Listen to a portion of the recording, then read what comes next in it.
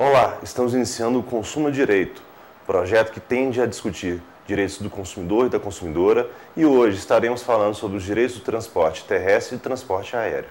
Vejamos as perguntas a serem feitas nesse primeiro programa. Que tipo de tarifa as companhias aéreas podem cobrar nas passagens? Que tipo de multa?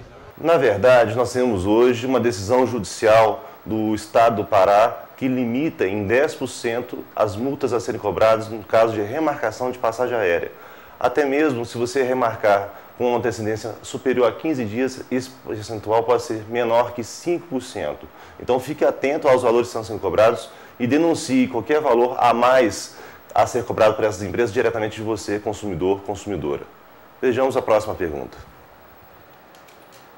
O que eu devo fazer e quem eu devo procurar caso minha bagagem seja extraviada? Seja um extravio de transporte terrestre ou transporte aéreo, nós temos sempre que lembrar que existe uma agência reguladora nos dois casos, a ANAC para a aviação civil e a NTT para transporte terrestre. Então, nesse caso, é fundamental que você procure o guichê de uma dessas agências e faça essa reclamação sempre por escrito. Também vale a pena fazer a reclamação por escrito em duas vias para que você tenha um protocolo diante da empresa que te vendeu a passagem, seja ela terrestre ou seja uma passagem aérea. Agora, lembre-se, se houver dano moral em relação a isso, você também tem o direito de buscar a justiça para tal reparação.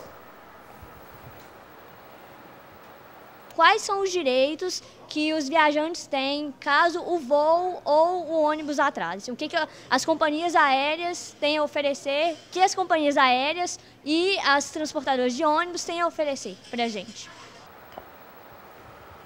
Os direitos são diferentes no caso do transporte aéreo e no transporte terrestre. O transporte aéreo, um atraso superior a 1 hora, o consumidor tem o direito a uma comunicação a quem for de direito. Acima de 2 horas, a pessoa tem direito, além da comunicação, a um lanche a ser fornecido pela empresa.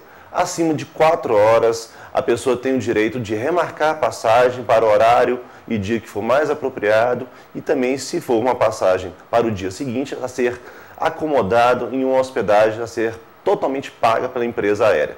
Claro que também o consumidor tem o direito a ter o seu dinheiro de volta, além, obviamente, de eventuais danos morais e materiais a serem discutidos. No caso do transporte terrestre, um atraso superior a 1 hora também tem o direito à comunicação e ao lanche a ser fornecido a esses consumidores, também não sendo afastada a hipótese de você ter o dinheiro de volta e eventual discussão sobre danos morais, se assim for o caso.